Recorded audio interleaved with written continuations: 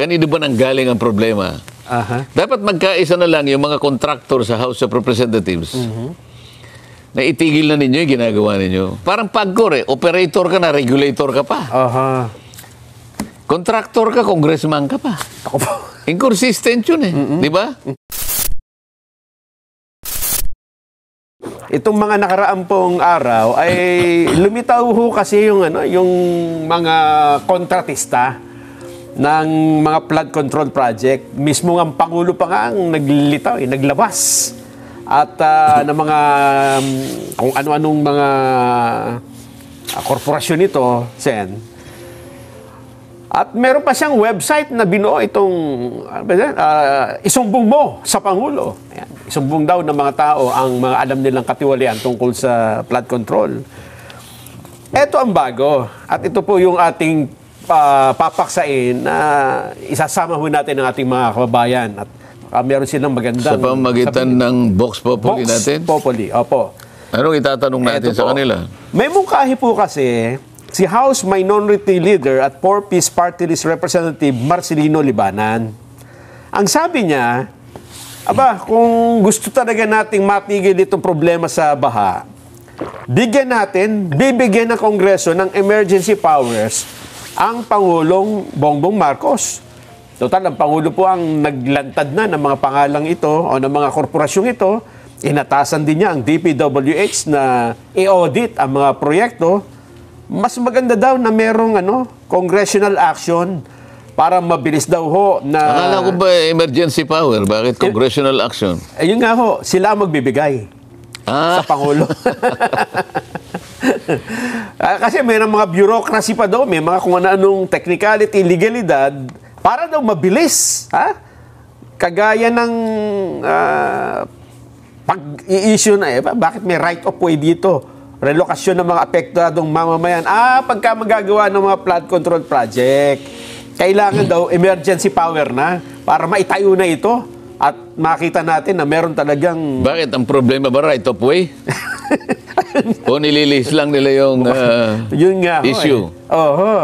Bakit kailangan pa ba't kailangan pambigyan natin ng Pangulo ng emergency power?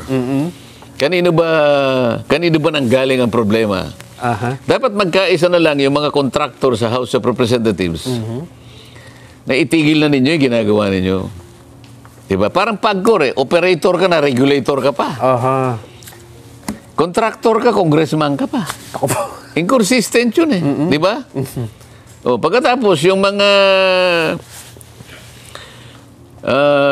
pag-i-insert ng mga proyekto, paggagawa ng mga project na hindi naman... Di ba nung isang araw na-discuss natin dito, Nelson? Isang revetment. Meron siyang slope. Isip-isipin mo yung slope wala man lang kahit kawayan lang, wala Puro lupa. Nako po. Yun ang anong emergency power ang ibibigay sa presidente? Kayo na po magkusa dyan. Na yung pera po ng bayan, wag po ninyong lalaruin yan. Sa Martes kasi, Nelson, uumpisahan ko na yung flood control investigation na yan. Yan ang matindi. Sa Blue Ribbon. Blue Ribbon na po ito. Para medyo challenging yan. Mahirap talaga sa laki ng problema kinakaharap natin dyan. Ngunit ako naniniwala kapag ka nakipag-cooperate ang mamamayan. Anong may emergency na ibibigay sa Pangulo? Kaya nating imbestigahan yan, makipag-cooperate lang ang taong bayan. Matukoy natin kung sino may mga kasalanan dyan.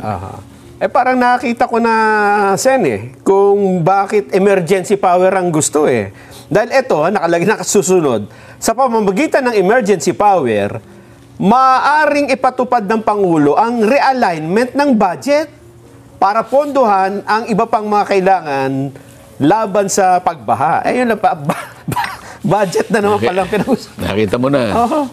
Hindi naman talaga yung ikasusugpo ng corruption ng kanilang direksyon dyan. Nililihis nila, itinatago nila yung tunay na problema. Isip-isipin mo na lang, isang isang pangkaraniwang flood control project. Pangkaraniwan yan, ito yung kalsada, Nelson. Aha. Katabi niya ilog, halimbawa. Sa mga kapatid, kung ito yung kalsada, gagawa ka ng slope. Ito yung slope protection na pinag-uusapan natin. Diyan napakarami ang corruption na nagaganap. Doon sa palang sa slope na yon, minsan walang bakal.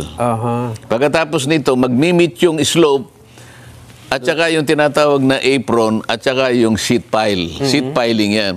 Mga bakal na yon ay pilit mong ibabaon sa lupa. Para hindi mag-iba. Oo, ganito yan eh. Pangkaraniwan, yung length ng bakal, mga 6 na metro yon. Haba, ano. At saka yun ay talagang palulubugin mo. Kaya nga, merong makinarya, malaki yun eh, na talagang pinupukpuk yan talaga. Para ibaon. Para ibaon yun. At kinakailangan, yung pagbabaon na yon, abutin mo yung punto na kahit na yung tinatawag na scouring, sabi nila. Kasi pag umaagos ang tubig, ano yung mga lupa niyan. Yung pinabaunan.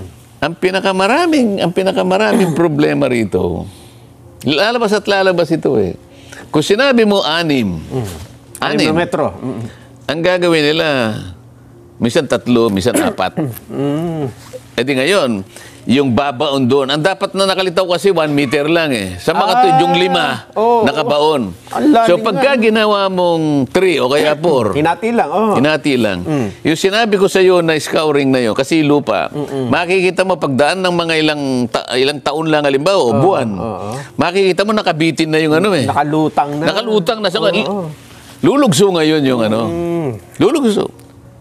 O sasabihin ngayon ng, sir, kaya ako naman po, napipilitan lang po naman ako na gawin yan sapagkat si congressman po humingi sa akin ng from 15 to 20%. Yung kontraktor ang nagsasalita. Kukuha po si Kong ng ganito. Pagkatapos yung district engineer, kasama na po yung COA, kasama na po yung DBM, meron pong porsyento dyan. Yung quality control, meron po yan.